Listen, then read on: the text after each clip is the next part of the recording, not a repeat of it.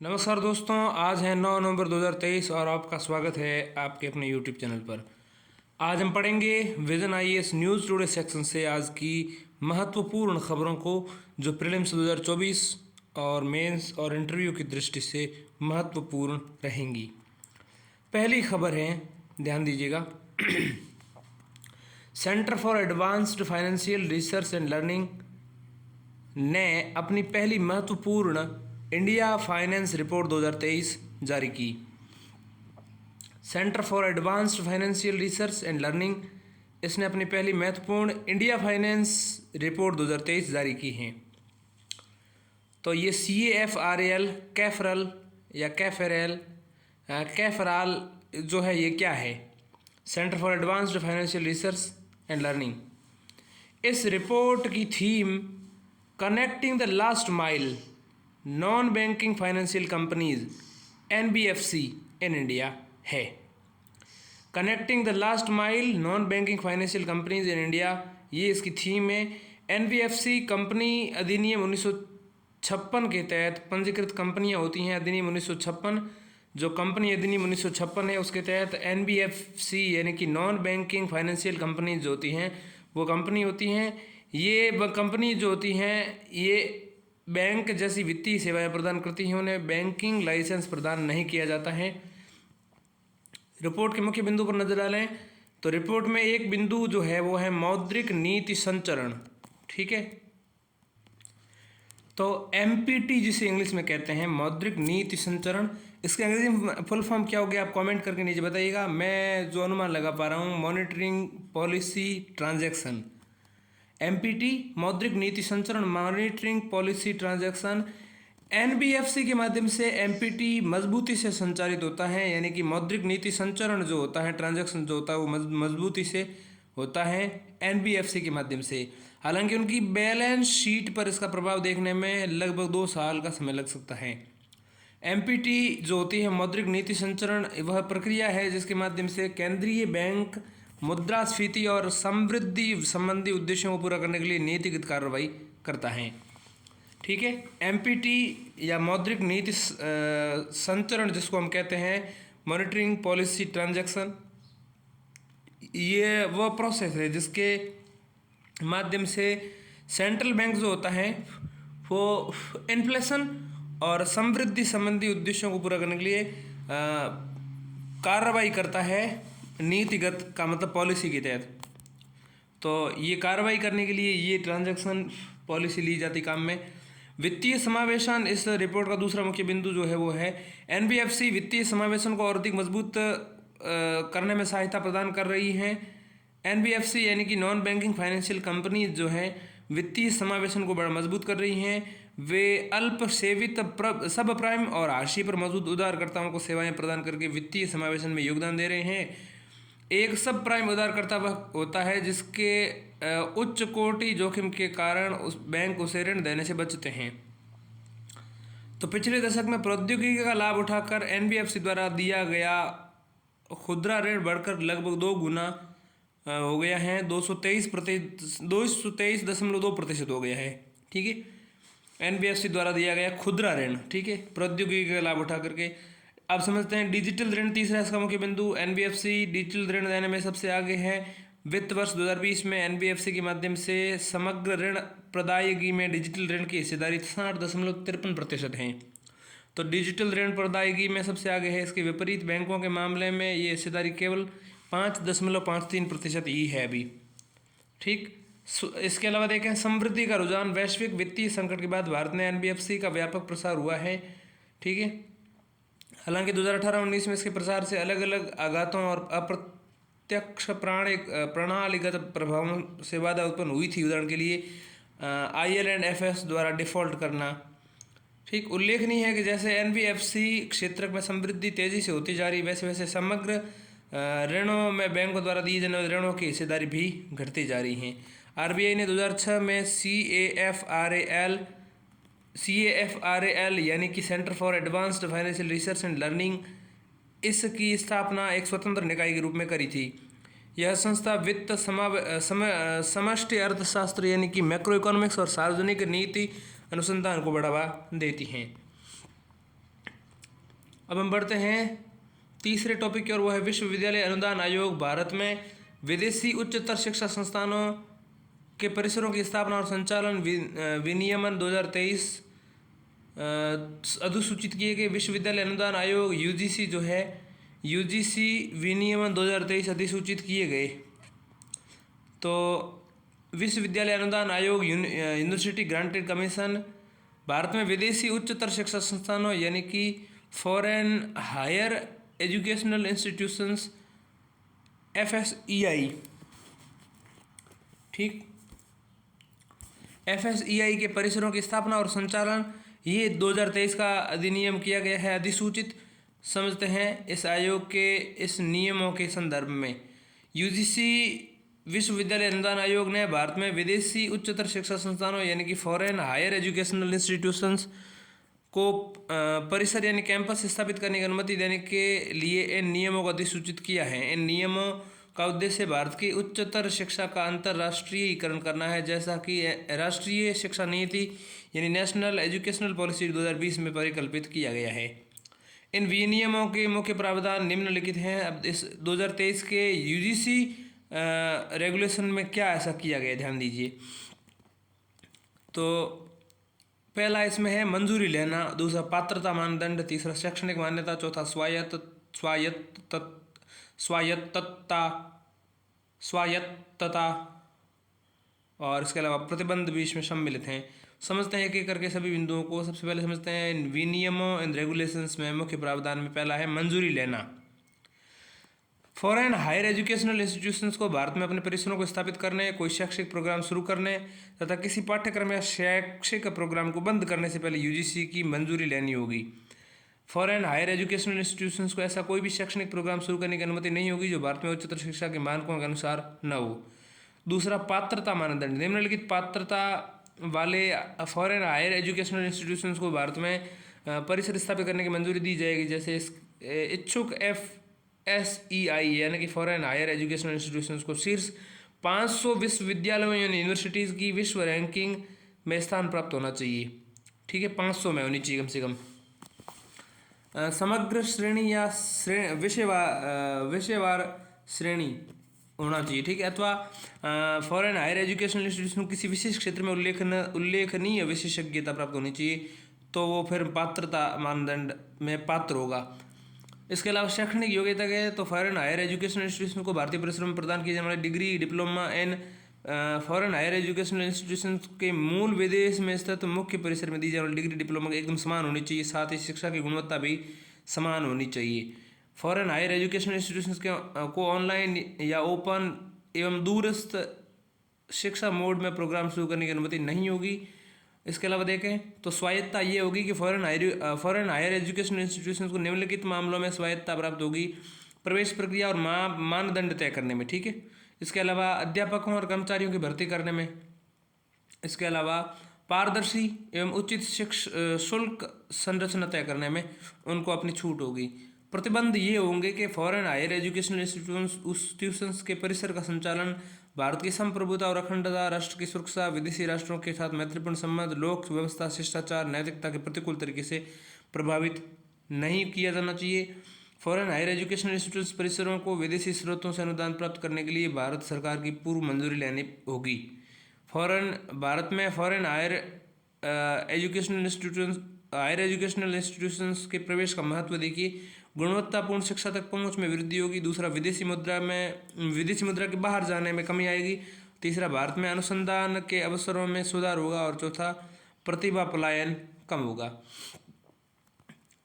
अब हम समझते हैं अगली खबर को, वो है उत्पादन अंतराल रिपोर्ट, प्रोडक्शन गैप रिपोर्ट, ठीक, PGR 2023।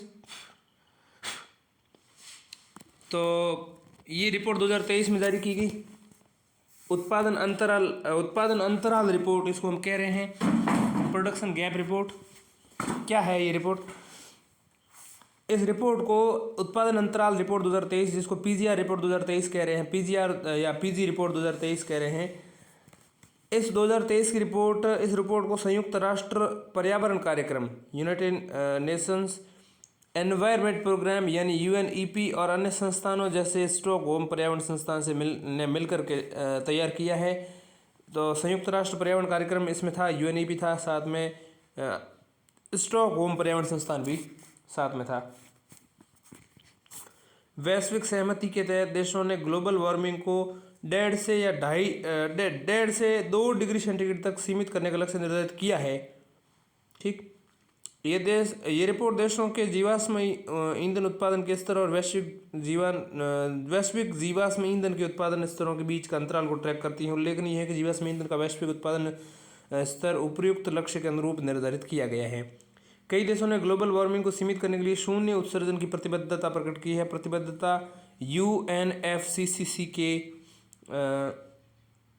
COP21 पेरिस समझौते जो हैं और COP26 ग्लासगो में निर्धारित उपबंधों के अनुरूप है।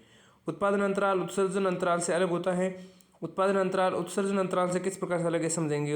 उत्पादन व उत्सर्जन अंतराल कम करने के लिए शुरू की गई पहलों को हम देखेंगे, लेकिन उससे पहले हमें UNFCCC और COP21 और COP26 इनको समझना चाहिए क्या है ये।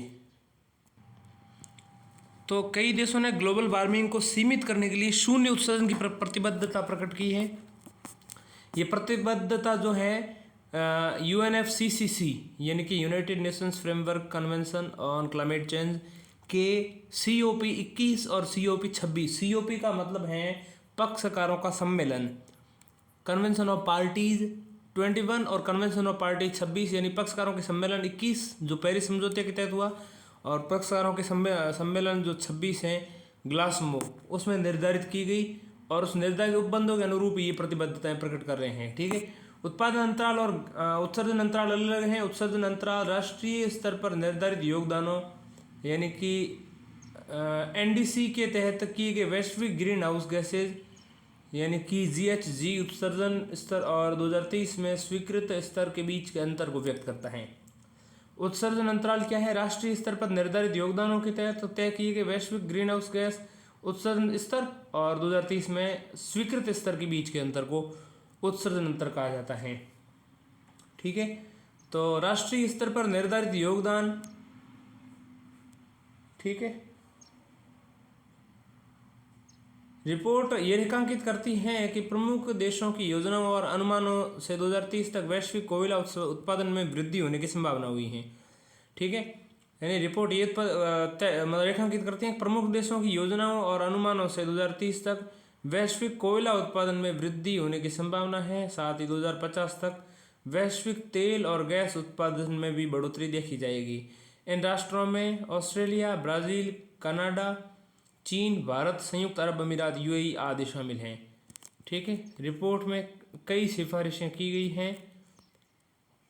उत्पादन व उत्सर्जन अंतराल को कम करने के लिए शुरू की गई पहले वैश्विक स्तर पर global methane pledge, powering past coal alliance, इसके अलावा just energy transition partnership JEP-TP jet, इसके अलावा मिशन इनोवेशन आदि वैश्विक स्तर की पहले हैं जो उत्पादन व उत्सर्जन अंतराल को कम करने के लिए शुरू की गई हैं। ठीक है, वैश्विक स्तर पर उत्पादन और उत्सर्जन अंतराल को कम करने के लिए शुरू की गई पहलों में कौन कौन सी फिर से बता देता हूँ। देखिए, ग्लोबल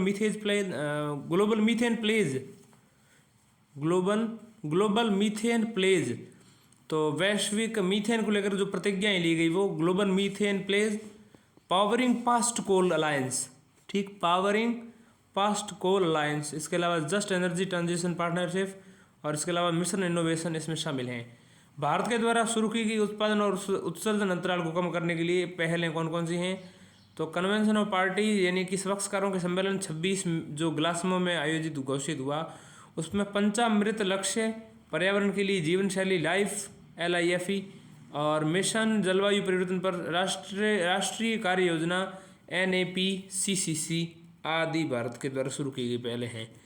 तो NAPCCC जिसको हम कहते हैं जलवायु परिवर्तन पर राष्ट्रीय कार्य योजना, ठीक है, तो नेशनल एक्शन प्लान राष्ट्रीय कार्य योजना, national action planning on climate change. Panchamrit लक्ष्य जो है इसके तहत 2070 तक नेट जीरो उत्सर्जन लक्ष्य निर्धारित किया गया है पंचामृत लक्ष्य के अंतर्गत। ठीक है, अब हम बात करते हैं आगे। तो जैसा कि बताया गया है, रिपोर्ट रेखांकित करती है प्रमुख देशों की योजनाओं और अनुमानों में 2030 तक वैश्विक कोयला उत्पादन में वृद्धि होने की संभावना है। साथ ही 2050 तक वैश्विक तेल और गैस उत्पादन में भी बढ़ोतरी देखी जाएगी। इन राष्ट्रों में ऑस्ट्रेलिया, ब्राज़ील, कनाडा, चीन, भारत, संयुक्त अरब अमीरात, यूएई आदि शामिल हैं। ठीक है, देखिए रिपोर्ट में सिफारिशें की गई हैं। कुछ क्या कहा गया है रिपोर्ट में, उत्पादन अंतराल रिपोर्ट जो है इसमें कहा गया है जीवाश्म ईंधन में अल्पकालिक और दीर्घकालिक कटौती लक्ष्य बनाने चाहिए। ठीक, इसके अलावा देशों द्वारा नीतिगत तरीके से जीवाश्म ईंधन उत्पादन को त्यागते हुए हरित ईंधनों को अपनाने के मामले में उनकी अलग अलग जिम्मेदारियों और क्षमताओं को पहचानना आवश्यक है। इसके अलावा बेहतर हरित ईंधनों को अपनाने के लिए दिशा में बढ़ने की वाली क्षमता सरकारों को अधिक महत्वाकांक्षी उत्सर्जन कटौती लक्ष्य निर्धारित करने चाहिए। साथ ही उन्हें ऐसे देशों की मदद भी करनी चाहिए जिनके हरित ईंधनों को अपनाने की क्षमता बढ़ाने की आवश्यकता है या अपनाने की दिशा में बढ़ने की क्षमता जो है सीमित है। अगली खबर की बात करते हैं। भारतीय रिजर्व बैंक दिशा निर्देश 2023 अधिसूचित किए गए हैं। तो ये भारतीय रिजर्व बैंक आरबीआई के सूचना प्रौद्योगिकी, गवर्नेंस, जोखिम नियंत्रण एवं आश्वासन पद्धतियाँ दिशा निर्देश जो हैं 2023 जारी किए गए हैं, गाइडलाइंस। तो इस दिशा निर्देशों को, गाइडलाइंस को समझते हैं। आरबीआई यानी रिजर्व बैंक ऑफ इंडिया ने दिशा निर्देश बैंकिंग विनियमन अधिनियम 1949, भारतीय रिजर्व बैंक अधिनियम 1934, क्रेडिट इंफॉर्मेशन कंपनीज विनियम अधिनियम 2005 के तहत जारी किए हैं। तो ये गाइडलाइंस जो है बैंकिंग विनियमन अधिनियम 1949 और 1934 के भारतीय रिजर्व बैंक अधिनियम, भारतीय रिजर्व बैंक अधिनियम 1934, बैंकिंग विनियमन अधिनियम 1949, क्रेडिट इंफॉर्मेशन कंपनीज अधिनियम 2005 के तहत जारी किए गए हैं। इन दिशा निर्देशों का उद्देश्य बैंकिंग और वित्तीय संस्थानों के सूचना प्रौद्योगिकी यानी आईटी गवर्नेंस में सुधार करना है। यह दिशा निर्देश 1 अप्रैल 2024 से लागू होंगे। मुख्य दिशा निर्देश निम्नलिखित हैं। क्या क्या है? पहला कि किन विनियमित संस्थाओं यानी कि आरई पर लागू होंगे ये दिशा निर्देश। ठीक, पहली बात तो ये समझना है। ठीक, दूसरा बैंकों, NBFC, non banking financial company, जिसके अलावा क्रेडिट इंफॉर्मेशन कंपनी, नाबार्ड जैसे अखिल भारतीय वित्तीय संस्थान एआईएफआई पर लागू होंगे। ठीक, बैंकों पर लागू होंगे, एनबीएफसी पर लागू होंगे, क्रेडिट इंफॉर्मेशन कंपनीज पर भी लागू होंगे। इसके अतिरिक्त नाबार्ड जैसे अखिल भारतीय वित्तीय संस्थान यानी कि ऑल इंडिया फाइनेंशियल इंस्टीट्यूशन पर भी लागू होंगे। तो ऑल इंडिया फाइनेंशियल, जिसको हम कहते हैं अखिल भारतीय वित्तीय संस्थान, ऑल इंडिया फाइनेंशियल इंस्टीट्यूशन, उसमें आता है नाबार्ड। लोकल एरिया बैंकों और एनबीएफसी कोर इन्वेस्टमेंट कंपनियों पर भी लागू होंगे, पर लागू नहीं होंगे, क्षमा कीजिएगा। लोकल एरिया बैंकों पर लागू नहीं होंगे और एनबीएफसी कोर इन्वेस्टमेंट कंपनियों पर भी लागू नहीं होंगे। विनियमित संस्थाओं के लिए मुख्य दिशा निर्देश निम्नलिखित हैं। क्या? एक मजबूत आईटी गवर्नेंस फ्रेमवर्क स्थापित करना होगा। यह संस्थाओं की आईटी प्रणालियों और अवसंरचनाओं की संचालन क्षमताओं को बढ़ाएगा। दूसरा, साइबर सुरक्षा योजना। विनियमित संस्थाओं जिन पर दिशा निर्देश लागू होंगे को सूचना सुरक्षा नीति और साइबर सुरक्षा नीति बनानी होगी। इसके अलावा आईटी गवर्नेंस फ्रेमवर्क की आवश्यकता क्यों हमें ये समझते हैं पहले। देखिए, आईटी गवर्नेंस फ्रेमवर्क की आवश्यकता इसलिए है क्योंकि ये क्रिटिकल अवसंरचनाओं यानी कि क्रिटिकल इंफ्रास्ट्रक्चर को सुरक्षित बनाए रखने के लिए ज़रूरी हैं। बैंकिंग और वित्तीय सेवाएं क्रिटिकल अवसंरचनाओं में आती हैं। ऐसे में इन क्षेत्रों में किसी भी प्रकार की बाधा का अन्य आर्थिक गतिविधियों पर भी गंभीर प्रभाव पड़ सकता है। इसके अलावा ये मेलवेयर यानी दुर्भावनापूर्ण सॉफ्टवेयर, साइबर सुरक्षा जैसे खतरों से निपटने में मदद करेगा। दूसरा, निजता और डेटा की सुरक्षा सुनिश्चित करने के लिए हाल ही में व्यक्तिगत जानकारियों के लिए सार्वजनिक होने के कई मामले सामने आए हैं। ठीक है, हाल ही में व्यक्तिगत जानकारियों के सार्वजनिक होने के कई मामले सामने हैं। निजता और डेटा की सुरक्षा सुनिश्चित करने के लिए गवर्नेंस फ्रेमवर्क से निजता और डेटा की सुरक्षा सुनिश्चित की जा सकती हैं।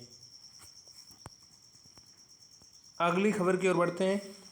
विश्व बौद्धिक संपदा संगठन, वर्ल्ड इंटेलेक्चुअल प्रॉपर्टी ऑर्गेनाइजेशन, विपो जिसको हम कहते हैं, विपो क्या है? World intellectual property right intellectual property organisation ने वैश्विक बौद्धिक संपदा संकेतक वर्ल्ड इंटेलेक्चुअल प्रॉपर्टी इंडिकेटर्स 2023 की रिपोर्ट जारी की है। ठीक है, विश्व बौद्धिक संपदा संकेतक यानी वर्ल्ड इंटेलेक्चुअल प्रॉपर्टी इंडिकेटर्स 2023 ये रिपोर्ट जारी की है विपो ने। ठीक, विपो ने वीपी जारी की, वीपी वर्ल्ड इंटेलेक्चुअल प्रॉपर्टी इंडिकेटर्स विपो के द्वारा वीपी जारी की गई। रिपोर्ट के मुख्य बिंदु पर नजर डालें तो रिकॉर्ड संख्या में पेटेंट आवेदन 2022 में दुनिया भर के नवोन्मेषकों ने 3.46 मिलियन पेटेंट आवेदन दायर किए थे। 2022 में दुनिया भर में के नवोन्मेषकों ने 3.46 मिलियन पेटेंट दायर किए थे। 2021 की तुलना में 2022 में किए गए आवेदन 1.7% की वृद्धि दर्शाते हैं। 2022 में सबसे ज़्यादा पेटेंट चीन में लागू हुए थे।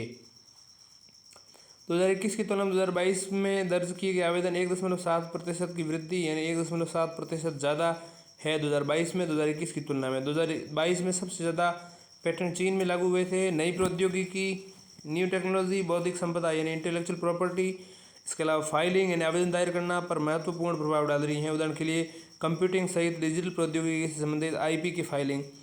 विश्व स्तर पर दायर की जाने वाली पेटेंट आवेदनों से लगभग 67.9 आवेदन एशिया में किए गए थे।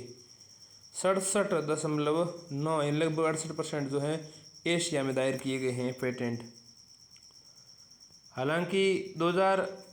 हालांकि पेटेंट को 20 वर्षों तक लागू रखा जा सकता है, लेकिन पेटेंट की औसत अवधि अलग अलग देशों में भिन्न भिन्न होती हैं। उदाहरण के लिए ब्राज़ील में 11.6 वर्ष, भारत में 11.4 वर्ष, जर्मनी में 11 वर्ष, मैक्सिको में 11 वर्ष। भारत विशिष्ट निष्कर्ष, भारत में लगातार छठे वर्ष पेटेंट आवेदनों में वृद्धि हुई है। 2022 में पेटेंट आवेदनों में 25% की वृद्धि दर्ज की गई थी। यह 2005 के बाद से सबसे तीव्र वृद्धि दर है। भारत में पेटेंट आवेदनों की संख्या में वृद्धि के पीछे उत्तरदायी कारक क्या क्या हैं?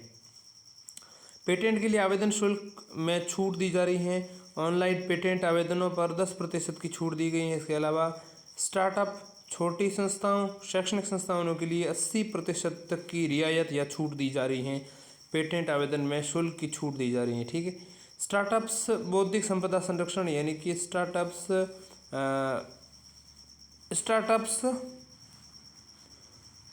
बौद्धिक संपदा स्टार्टअप्स इंटेलेक्चुअल प्रॉपर्टी प्रोटेक्शन की यानी कि SIPP की सुरक्षा के लिए योजना संचालित की गई है। पेटेंट विश्लेषण और प्रबंधन प्रणाली patent analysis and management system launch की गई है यानी कि PAMS लॉन्च की गई है। भारत पेटेंट सहयोग संधि का पक्षकार है। ठीक है, वैश्विक या विश्व बौद्धिक संपदा संगठन यानी विपो बौद्धिक संपदा यानी इंटेलेक्चुअल प्रॉपर्टी IP से जुड़ी सेवाओं, नीतियों, सूचनाओं और सहयोग के लिए वैश्विक मंच है। ठीक है, विपो जो है IP से जुड़ी सेवाओं के लिए एक वैश्विक मंच है। अगली खबर की बात करें तो अंतर्राष्ट्रीय मुद्रा कोष यानी कि इंटरनेशनल मॉनिटरिंग फंड IMF के कार्यकारी बोर्ड ने सदस्य देशों के IMF कोटे में वृद्धि करने से संबंधित प्रस्ताव को मंजूरी प्रदान की गई है। कार्यकारी बोर्ड ने सदस्य देशों के वर्तमान कोटे में 50% की वृद्धि का प्रस्ताव दिया है। यह वृद्धि देशों में मौजूदा कोटे के अनुपात में होगी। मंजूरी के बाद इस प्रस्ताव पर बोर्ड ऑफ गवर्नर्स द्वारा विचार और मतदान किया जाएगा। इसके उपरांत इसे प्रभावी बनाया जाएगा। कोटे में बढ़ोतरी का महत्व देखें तो इसके जरिए IMF के स्थायी संसाधनों को बढ़ाया जा सकेगा, जिससे वैश्विक वित्तीय स्थिरता को बनाए रखने में मदद मिलेगी। ठीक है, तो अंतर्राष्ट्रीय मुद्रा कोष IMF के कार्यकारी बोर्ड जो हैं उसने सदस्य देशों के IMF कोटे में वृद्धि के प्रस्ताव की बात की है। ठीक है, IMF स्थायी संसाधनों को बढ़ावा दिया जा सकेगा और वित्तीय स्थिरता को बनाए रखने में मदद मिलेगी। इससे ऋण के माध्यम से जुटाए गए जाने वाले संसाधनों पर निर्भरता कम हो जाएगी। वर्तमान में international monitoring fund IMF bilateral borrow arrangements पर निर्भर है। अब ये न्यू अरेंजमेंट्स टू बोरो यानी कि NAB नामक एक संकटकालीन ऋण नीति बनाने पर विचार कर रहे हैं। इसमें वह अपने जुटाए गए संसाधनों का 60% हिस्सा रखेगा। IMF कोटे के बारे में जाने तो ये कोटा IMF की वित्तीय और शासी संरचना का प्रमुख भाग है। कोटे के विशेष आहरण अधिकार यानी कि स्पेशल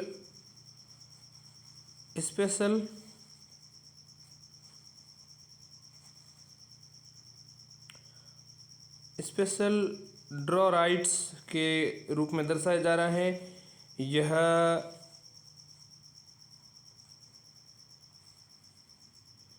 स्पेशल ड्रॉ राइट्स एक डिपॉजिट राइट्स है, नहीं पता मुझे,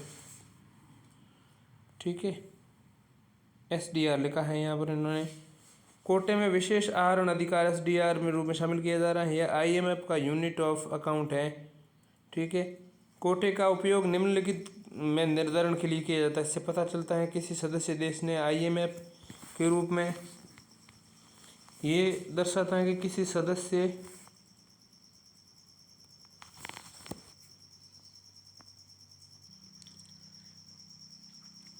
IMF कोटे के बारे में एक बार फिर से जान लेते हैं। कोटा IMF की वित्तीय और शासी संरचना का प्रमुख भाग है। कोटे को विशेष आहरण अधिकार स्पेशल पता नहीं SDR लिखा है, स्पेशल विशेष आहरण अधिकार के रूप में दर्शाया गया है। इस कोटे को IMF कोटे को SDR कहते हैं, इसके रूप में दर्शाया गया है। IMF का यूनिट ऑफ अकाउंट है ये। कोटे का उपयोग निम्नलिखित निर्धारण में किया जाता है। इससे पता लगता है कोटे से कि सदस्य देश ने IMF के कितने संसाधन का उपयोग किया है। दूसरा, इससे ये तय होता है कि IMF में लिए जाने वाले निर्णयों में सदस्य देश की मतदान शक्ति कितनी है। सदस्य को कोटे के प्रति SDR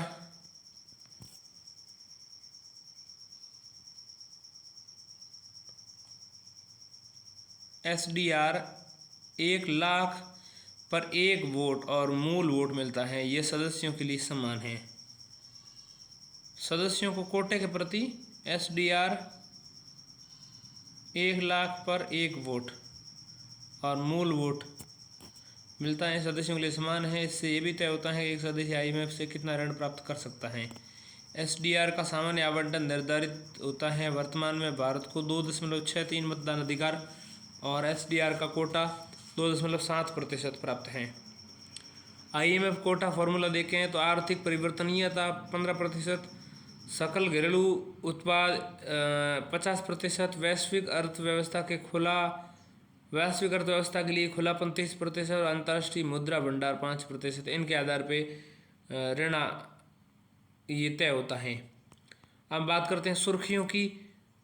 इलेक्टोरल ट्रस्ट्स ET जिसको हम कहते हैं, कॉरपोरेट्स और व्यक्तियों द्वारा राजनीतिक दलों को चंदा देने की प्रक्रिया को सुगम बनाने के लिए ET यानी कि इलेक्टोरल ट्रस्ट्स योजना को 2013 में अधिसूचित किया गया था।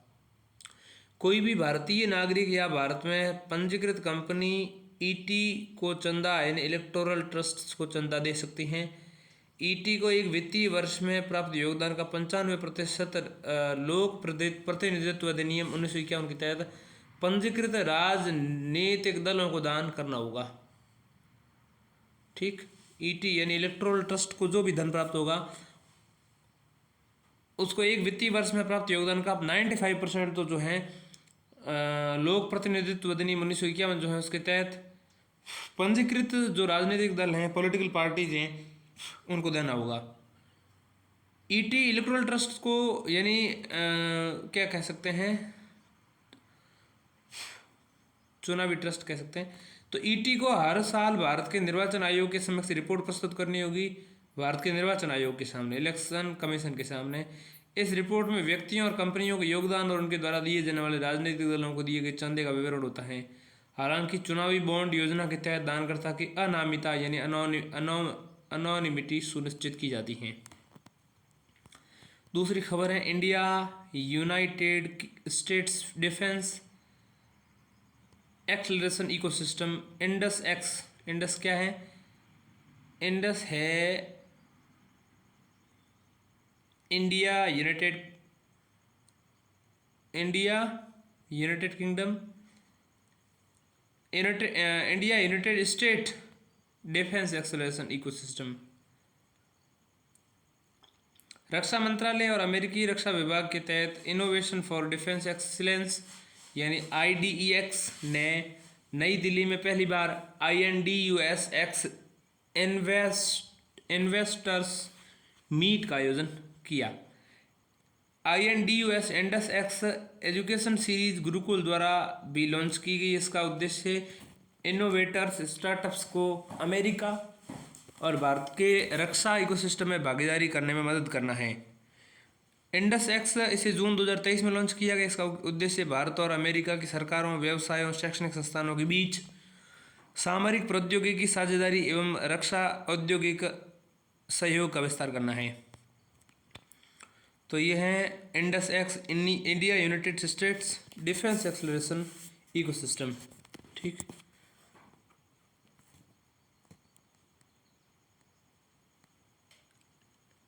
तो इंडिया यूनाइटेड स्टेट्स, तो ये हो गया IN, India United States defence acceleration.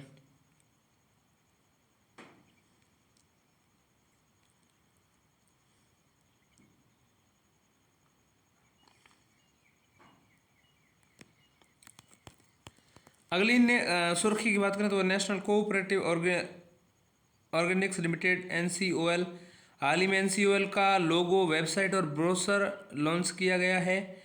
NCOL की स्थापना बहुराज्य सहकारी सोसाइटी MSCS अधिनियम 2002 के तहत जून 2023 में की गई थी।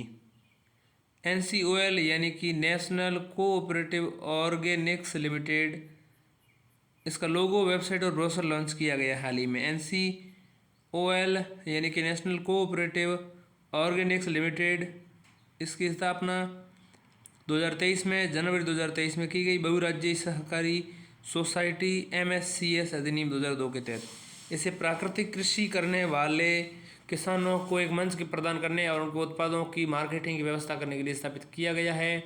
निम्नलिखित को भी सुगम बनाएगी ये। तो ये जैविक उत्पादों के उत्पादकों को तकनीकी मार्गदर्शन, प्रशिक्षण और क्षमता निर्माण प्रदान करेगी। इसके अलावा जैविक उत्पादों के प्रति समर्पित बाजार सूचना प्रणाली का विकास और रखरखाव, तो मार्केट इंफॉर्मेशन सिस्टम, इसके अलावा सोसाइटी के कार्य क्षेत्र में संपूर्ण भारत कवर हो जाएगा। अगली खबर की बात करें, अगली सुर्खी की बात करें तो है भारत की ऊर्जा संरक्षण भवन संहिता। ठीक है, तो एनर्जी कंजर्वेशन भवन कोडिंग क्या है? अंतर्राष्ट्रीय ऊर्जा एजेंसी ने भारत की ECBC यानी कि भारत की ऊर्जा संरक्षण भवन संहिता को विकासशील देशों के लिए उल्लेखनीय अपवाद माना है। ठीक है, ECBC के बारे में जानें तो इसे केंद्रीय विद्युत मंत्रालय की एजेंसी ऊर्जा दक्षता ब्यूरो ने जारी किया है। भारत में बनने वाली नई कमर्शियल बिल्डिंग्स के लिए नई ऊर्जा प्रदर्शक मानकों को निर्धारित करती हैं ये ECBC। इन पर किन पर लागू होती है? कुछ विभेदों के साथ सरकारी और निजी भवनों पर लागू होती हैं। ये केवल निजी आवास के तौर पर बनाई जाने वाली बिल्डिंग्स पर लागू नहीं होती हैं। ECBC भवनों के केवल ऊर्जा दक्षता से संबंधित मानदंडों को निर्धारित करती हैं। जल आपूर्ति और अन्य पहलुओं को ग्रीन बिल्डिंग रेटिंग सिस्टम्स के तहत विनियमित किया जाता है। तो ग्रीन बिल्डिंग रेटिंग सिस्टम्स के अंतर्गत जल और उससे जुड़ी चीज़ें लेते हैं, लेकिन ये ECBC जो है केवल ऊर्जा से जुड़ी चीज़ें देखती हैं इसमें। अगली जो सुर्खी है वो है ध्रुवीय ज्योति अरोरा। लद्दाख में स्थित हनले और मेराक वेधशालाओं ने गहरे लाल रंग की ध्रुवीय ज्योति की परिघटना का अवलोकन किया है। हनले भारत का एकमात्र डार्क स्काई रिजर्व है। डार्क स्काई रिजर्व एक ऐसा क्षेत्र होता है जहां रात के समय में आकाश का स्पष्ट अवलोकन करने हेतु आसपास कृत्रिम प्रकाश के प्रदूषण को कम करने के लिए उपाय किए जाते हैं। ध्रुवीय ज्योति आकाश में दिखाई देने वाले चमकदार रोशनी के पैटर्न है। ध्रुवीय ज्योति तब दिखाई देती है जब सूर्य से उत्सर्जित कण पृथ्वी के चारों ओर चुंबकीय क्षेत्र से टकराते हैं। ये प्रघटना आमतौर पर ध्रुवों के करीब दिखाई देती है। उत्तरी ध्रुव में दिखाई देने वाली ध्रुवीय ज्योति को अरोरा बोरियलिस और दक्षिणी ध्रुव में दिखाई देने वाली ध्रुवीय ज्योति को अरोरा ऑस्ट्रेलिस कहा जाता है। अगली खबर की बात करें तो वो है QS world university ranking Asia 2024। ठीक है, तो क्या है QS world university ranking Asia 2024? QS ranking में देश एशिया के 25 देशों और अलग अलग क्षेत्रों से 856 संस्थानों को उनके प्रदर्शन के आधार पर रैंकिंग प्रदान की गई है। चीन का पेकिंग विश्वविद्यालय रैंकिंग में शीर्ष स्थान पर विद्यमान है। QS एशिया रैंकिंग में सर्वाधिक 148 विद्यालय भारत के हैं। ठीक, इस तरह भारत ने चीन को पीछे छोड़ दिया है। इसमें शीर्ष रैंकिंग वाला भारतीय संस्थान IIT बॉम्बे है। एशिया के शीर्ष 100 विश्वविद्यालयों में 7 विश्वविद्यालय भारत के हैं। एशिया के शीर्ष 100 में से 7 भारत के हैं। इनमें 5 IITs हैं और इसके अलावा भारतीय विज्ञान संस्थान यानी कि IIS है और बेंगलुरु और दिल्ली विश्वविद्यालय भी शामिल हैं। IITs रुड़की, बेंगलुरु वगैरह जो भी हैं, बॉम्बे, सारे इसमें शामिल हैं। तो 5 IITs और IIS, ठीक, और बेंगलुरु और दिल्ली विश्वविद्यालय, तो 2 ये हो गए, बेंगलुरु और दिल्ली। बाकी IIT और IIS है ही। IIT और IIS को भारतीय विज्ञान संस्थान कहते हैं। ठीक है, इंडियन इंस्टीट्यूट फॉर साइंस और इंडियन इंस्टीट्यूट फॉर टेक्नोलॉजी है तो फिर हो जाएगा वो T।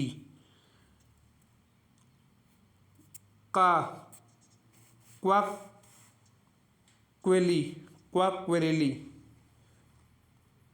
साइमंड्स, ठीक है, क्वाकक्वेरेली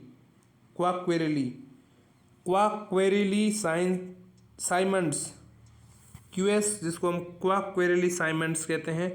क्वाकक्वेरेली साइमंड्स वैश्विक उच्चतर शिक्षा क्षेत्र के लिए विशिष्ट डेटा विशेषज्ञता और समाधान प्रदान करता है। अगली सुर्खी की ओर बढ़ते हैं तो वह है सर्ववैक वैक्सीन। लैंसेट ऑन्कोलॉजी में प्रकाशित एक अध्ययन के अनुसार सर्ववैक वैक्सीन ने मर्क की गार्डासिल वैक्सीन के बराबर प्रतिरक्षा प्रक्रिया उत्पन्न की है। सर्ववैक वैक्सीन को सीरम इंस्टीट्यूट ऑफ इंडिया ने विकसित किया है। सर्ववैक वैक्सीन भारत की पहली स्वदेशी क्वाड्रीवेलेंट ह्यूमन पेपिलोमा वायरस यानी HPV वैक्सीन है। इसे सर्वाइकल कैंसर और HPV से संबंधित अन्य प्रकार के कैंसर की रोकथाम के लिए विकसित किया गया है। सर्वाइवल कैंसर की बड़ी वजह HPV है। ठीक है, HPV यानी कि ह्यूमन पेपिलोमा वायरस। गौरतलब है कि भारतीय महिलाओं में सबसे ज़्यादा ब्रेस्ट कैंसर के मामले पाए जाते हैं। सर्वाइकल कैंसर दूसरे स्थान पर है विश्व में। सर्वाइकल कैंसर दूसरे स्थान पर है विश्व में। सर्वाइकल कैंसर का प्रत्येक 5वां मामला भारत में प्राप्त होता है। अगला जिला है कोंडाविड जिला किला। अगली खबर क्षमा कीजिएगा, वो है कोंडाविड किला। आंध्र प्रदेश वन विभाग ने एक गैर सरकारी संगठन यानी NGO को कोंडाविड किले में एक गैलरी स्थापित करने की अनुमति दी है। आंध्र प्रदेश वन विभाग के एक NGO को कोंडाविड जिले में एक गैलरी स्थापित करने की अनुमति प्राप्त हुई है।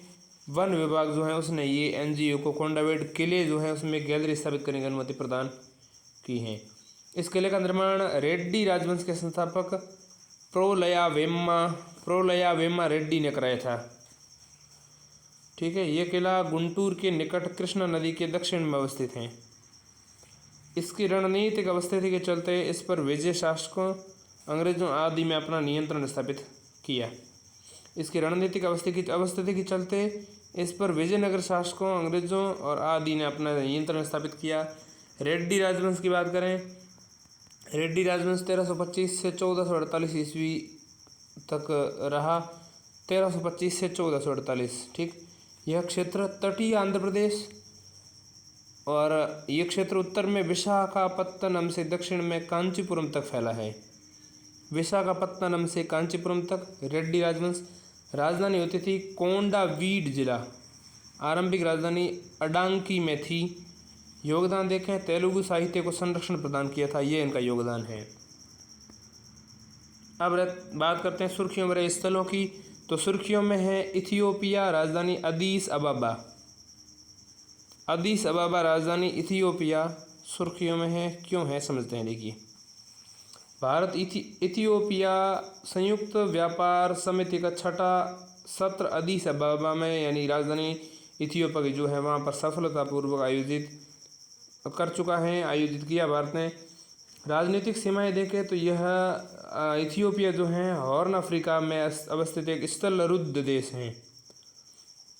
ठीक है, इसके पड़ोसियों में सोमालिया, कीनिया, युगांडा तो खैर सीधी सीमा नहीं लगाता है। सोमालिया, कीनिया, साउथ सूडान, इसके अलावा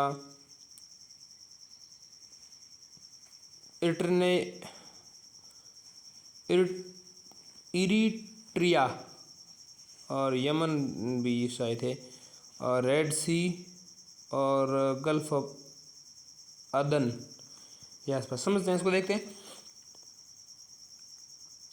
हॉर्न अफ्रीका में अवस्थित एक देश है। अन्य देश देखें तो Djibouti, Eritrea, Somalia,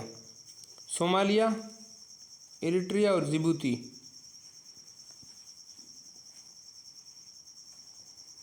horn Africa में अवस्थित अन्य देश देखें तो जिबूती है और इरिट्रिया है। इरिट्रिया ऊपर जस्ट पड़ा, सोमालिया नीचे है और जिबूती है। तो ये देश जो है हॉर्न अफ्रीका में अवस्थित हैं। पड़ोसी देशों की बात करें तो उत्तर में ऊपर की तरफ इरिट्रिया, उत्तर पूर्व में जिबूती। ठीक, जिबूती की स्पेलिंग DJIBOUTI, जिबूती लिखवा हुआ मतलब जबूती पढ़ना उसको, जिबूती। पूर्व में सोमालिया, दक्षिण में कीनिया और पश्चिम में दक्षिण सूडान और सूडान। दक्षिण में मतलब सूडान और पश्चिम में दक्षिणी सूडान और सूडान अवस्थित हैं। भौगोलिक विशेषताएं देखें तो प्रमुख नदियां इसकी ब्लू नील और आवास नदी जो हैं इथियोपिया की नदियों में हैं। प्रमुख झीलें देखें तो टाना झील इथियोपिया की झील है। सबसे ऊंची चोटी देखें तो रास दाशेन इसकी सबसे ऊंची चोटी है।